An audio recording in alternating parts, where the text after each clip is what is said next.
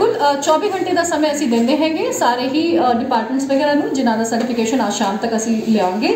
साथ ही तुसीं वेख ही रहे होने हो सारे ही इलाके दे विच सारे ही शहरां दे विच ही ये जिहड़े फ्लैक्सेस हैं बोर्ड्स हैंगे उन्हां नूं हटाउण दी कार्रवाई ऑलरेडी चालू कर दी गई हैगी।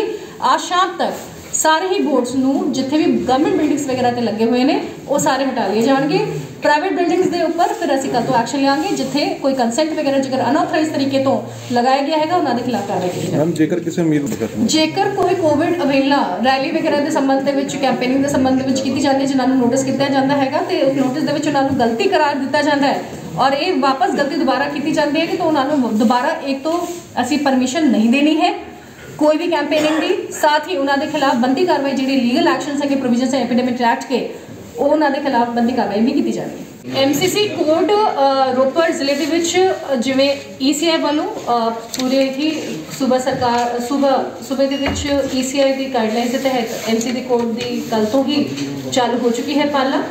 रोपड़ जिले के भी ये MCC कोड लागू हो चुका है जिसकी पालना के तहत असी सारे ही आज पॉलिटिकल पार्टीज नाल मीटिंग की गई सी और उन्होंने जी कोविड के मद्देनज़र ECI की हुण MC की गाइडलाइंस के तहत नवी इंस्ट्रक्शन जारी की गई हैगी उन्होंने वास्ते उन्होंने जागू कराया गया सीगा ते सख्ताई नाल इसनू आगे पालना करने वास्ते भी हिदायत दी गई सी।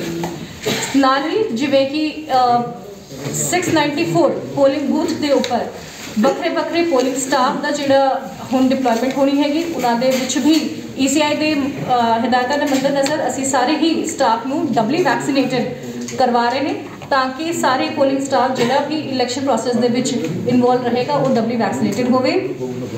आगे इस वेले बहुत ज़्यादा जी इंपॉर्टेंट गल हैगी कि 15 जनवरी तक कोई भी फिजिकल रैली कोई भी नुक्कड़ नाटक कोई भी पद यात्रा cycle rally bike rally physical rally allowed नहीं होगी जिसके बारे सारी पॉलिटिकल पार्टीज नूं बहुत ही सख्ती नाल हिदायत दे दी गई हैगी। सिर्फ डोर टू डोर कैंपेनिंग वो भी सिर्फ 5 व्यक्तियों वास्ते जिन्होंने डबली वैक्सीनेट होने चाहिए हैं जिन्होंने मास्क और सोशल डिस्टेंसिंग की पालना उन्होंने कॉल की जानी चाहिए हैगी वो भी प्रायर परमिशन फ्रॉम RO ये अलाउड होगा जिस कैंपेन करफ्यू का समय जोड़ा दिता गया है सवेरे 8 बजे तो लेके रात 8 बजे तक ही कैंपेन अलाउड है। वो कहने का भाव है कि रात 8 बजे तो बाद और सवेरे 8 बजे तो पहला कोई भी कैंपेन अलाउड किसी भी तरीके की नहीं होगी। इस वास्ते सारे ही पॉलिटिकल पार्टियां कैंडिडेट्स भावी कैंडिडेट्स नूं एडवाइजरी जारी की गई है कि वध तो वध वर्चुअल मीटिंग्स राही सोशल मीडिया राही फेसबुक राही बाकी होर इस तरह की प्लेटफॉर्म राही ही कैंपेन इस वेले की जाए ताकि कोविड और ओमिक्रॉन के केसेस के बढ़ते हुए खतरे के मद्देनज़र असी होर लोगों को इस खतरे तो बचाया जा सके जी। कंप्लेंट्स के मद्देनज़र बहुत ही ज़्यादा ECI वालों इंस्ट्रक्शंस प्राप्त हुई हैं कि जिस एक सी विजिल ऐप जो प्ले स्टोर और iOS पे भी उपलब्ध है CVIGIL जो बहुत ही एक सिंपल ऐप है जिसके तहत तुसी किथे भी कोई भी फोटोग्राफ वगैरह खींच के जिथे तुहानू लगता है कि MCC की कोड की अवेला की जा रही हैगी उत्थे तुसी दे सकते हो जिसकी सीधे ही ECI नूं भी ये जानी हैगी सीधे इसकी पहुँच और साथ ही साडे कोल भी आनी है। इस नाल ही असीं कंट्रोल रूम नंबर भी जारी किए गए हैं जिले दे विच जो इस प्रकार ने 223469 223469 ये डिस्ट्रिक्ट कंट्रोल रूम का नंबर हैगा। साथ ही टोल फ्री नंबर भी जारी किया गया है लोगों की सुविधावां वास्ते जो 1800 1803 469 1800 1803 649 सॉरी 469 जो ये नंबर है मैं वापस रिपीट करना चाहूँगी 1800 1803 469 जो 24/7 चालू होगा जिथे कोई भी अपनी कंप्लेंट दर्ज करा सकता है। इस तो इलावा असी एक ईमेल ID भी जारी किया है complaints2022@gmail.com मैं रिपीट करांगी complaint2022@gmail.com जिसदे जेकर कोई डॉक्यूमेंट्स वगैरह अटैच करके कोई ईमेल सानू करना चाहता है वो सानू भेज सकता है असी 24 घंटे के उसनू रिपोर्ट करांगे। मैं लोगों तो यही अपील करना चाहूँगी तुहाडे राही कि आगे आने वाले चोण दे विच फ्री एंड फेयर इलैक्शन बिना किसी दबाव के बिना किसी इन्फ्लुएंस के करिए ताकि अपनी वोट की वरतों असीं सही तरीके नाल सही व्यक्ति नूं पाइए। जिहड़े पुराने जिहड़े भी केसेस हैगे ने 2017 ਦੇ 2019 ਦੇ ਇਲੈਕਸ਼ਨ ਜਿਹੜੇ ਆਪਾਂ ਮੋਨੀਟਰ ਕਰਦੇ ਹਾਂ ਉਹਨਾਂ ਵਿੱਚੋਂ ਇੱਕ ਵੀ ਕੇਸ ਸਿਸਟਮ ਅੰਡਰ ਇਨਵੈਸਟੀਗੇਸ਼ਨ ਨਹੀਂ ਹੈ सारे के सारे केसेस चलान कपूट हो चुके हैं। जे हुण अपना कन्विक्शन रेट मैं वैसे एक्साइज का जब मैं ऑफ दी हैंड हुण याद हैगा, एक्साइज का कन्विक्शन रेट जो पिछले साल 2020 के विच सिर्फ 58% सीगा, वो वध के इस बारी 80% के लागे पहुंचा होया है। साडे वालों कोशिश ये है भी जो पुराने इलैक्शन ऑफेंसिस है उन्होंने असीं 100% कन्विक्शन कराने की आपां कोशिश कर रहे हैं। और अपना सारा कमिटमेंट भी अगे ये है भी जे किते भी कोई परचा दर्ज होंदा है तो उसकी फ्री एंड फेयर इन्वेस्टिगेशन होकर इंश्योर किया जाएगा भी वो कन्विक्शन 100% हो। वाइटल रोल जोड़ा है वो पुलिस महकमे का होंदा है, पुलिस एडमिनिस्ट्रेशन का होंदा है। ये मैं आप जी को सारे दसना चाहवागा भी पिछली बार तो आप साड़ी चौकसी इस बार बहुत ज़्यादा होएगी। साड़ी जी आप सेंट्रल पैरामिलिटरी फोर्स की डिमांड हैगी है वो भी काफ़ी ज़्यादा वध हैगी एज़ कंपेयर टू जो पिछली बारी सीगा। 10 तरीक तो first batch of paramilitary force जी है वो इंडक्शन भी शुरू हो जाएगी और सानू उम्मीद है भी इस बार बहुत ज़्यादा पैरामिलिटरी फोर्स असीं डिप्लॉय करांगे। असी इस टाइम तक vulnerability mapping criticality mapping complete एक बार इनिशियल एक्सरसाइज कंप्लीट कर चुके हैं। ऑब्जर्वर्स के आने तो बाद ये जोड़ा है ये दोबारा तो रिवाइज की जाएगी और उस तो बाद डिप्लॉयमेंट होएगी।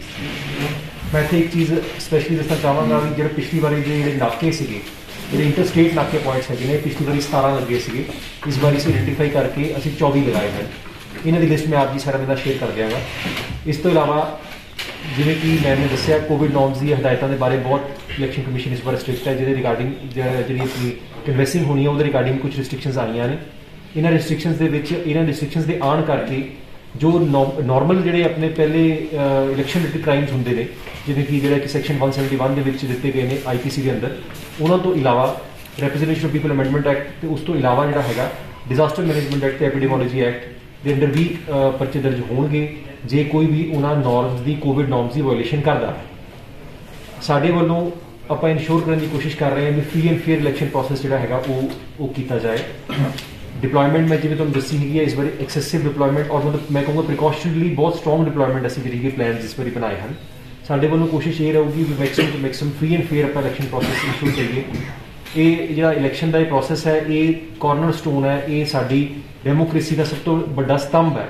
जे ये स्तंभ हिलदा है तो ये साढ़े सारा का नुकसान है और असी कमिटेड है डिस्ट्रिक्ट एडमिनिस्ट्रेशन वालों पुलिस एडमिनिस्ट्रेशन वालों भी असी free and fair election process ensure करांगे अपने डिस्ट्रिक्ट रोपड़ के। लिकर का जो एक्साइज का पॉइंट है ये अपना जिवें कि आप सारे जानते हैं वो एक्साइज वैसे भी एक मतलब एक्साइज एक्ट है वैसे भी FIR होंगे ने लिकर के उपर स्पैशली रिस्ट्रिक्शनस मेनटेन करने के लिए अपना जी भी सेल हैगी वो भी मॉनिटर डेली बेसिस के उपर करनी शुरू इलैक्शन कमीशन कर रहा है। इस तो इलावा असी जो बॉटलिंग प्लांट्स है जो कोई साढ़े नेबरिंग स्टेट्स के बॉटलिंग प्लांट्स है जिनकी कोई पुरानी कंप्लेंट्स है आप उन्होंने भी इन्हों आप कवर कर रहे हैं भी उन्होंने की मूवमेंट हैगी एक्साइज के रिगार्डिंग।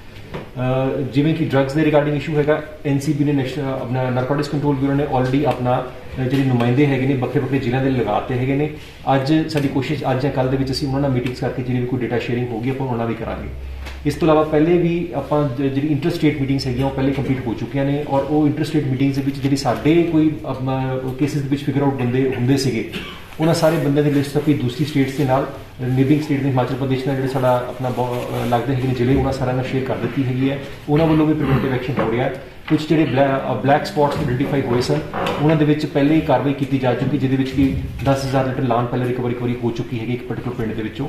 इस तो इलावा साडे वालों कोशिश ये रहूगी मैक्सिमम टू मैक्सिमम भी जो साडे पास कोई इन्फॉर्मेशन आती है या अपने लेवल के उपर सोर्सिस डिवेलप करके जिथे भी साडे पास कोई ऐसी एक्साइज की कोई मूवमेंट की या कोई इलीगल लिकर की कोई मूवमेंट आती है वो बहुत ही ज़्यादा स्ट्रिक्ट एक्शन जो है वो लिया जाएगा।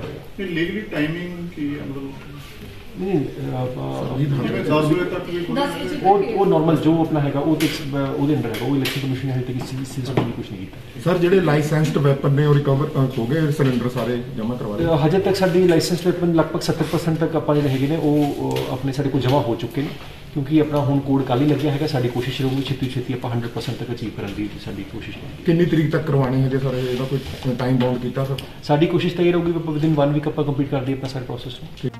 देश दुनिया की हर वड्डी खबर नाल जुड़े रहने लई साडे YouTube चैनल नू सबसक्राइब करो। नाल दी नाल हर नवी वीडियो दी नोटिफिकेशन लई बेल आइकन जरूर दबाओ।